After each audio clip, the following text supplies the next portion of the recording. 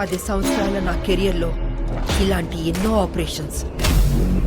Kalyan Ram and Vijayashanti గారు మన ముందుకు వచ్చేసారు.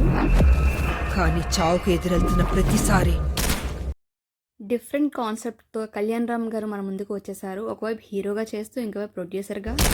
నా కళ్ళ ముందు కనిపించే ముఖం నా కొడుకు అర్జున్. రెగ్యులర్ హీరోలా కాకుండా రొటీన్కు భిన్నంగా ఉండే మూవీలను సెలెక్ట్ చేసుకుంటూ దూసుకుపోతున్నాడు కళ్యాణ్ రామ్.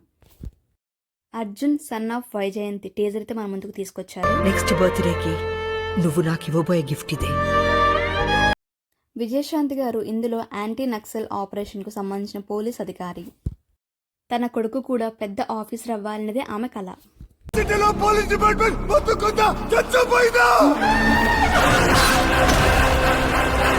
మూవీలో మాస్ యాక్షన్ కూడా ఫుల్గా ఉంటుందని కనిపిస్తుంది. రేపటి నుంచి వైజాగ్ ని పోలీస్ బూట్లు నల్ల కోట్లు కాదు, ఈ అర్జున్ విశ్వనాథ్ కనుసైగలు శాసిస్తాయి. వైజయంతి కలగన్నట్లు అర్జున్ పోలీస్ కాకుండా క్రిమినల్ అయ్యాడా?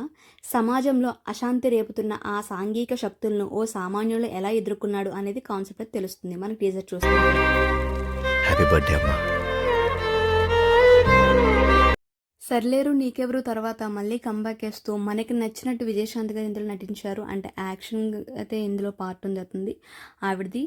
సో చూడాలి మరి మూవీ ఎలా ఉంటుందో అనేది. సో ఇన్ని సంవత్సరాల తర్వాత మనకి యాక్షన్ మూవీ అయితే మన ముందుకు వచ్చేసారు విజయశాంతి గారు. దానికైతే మన అందరం మంచిగా అనుకోవాలి. ఈ మూవీ మంచి సక్సెస్ అవ్వాలని కోరుకుందాం.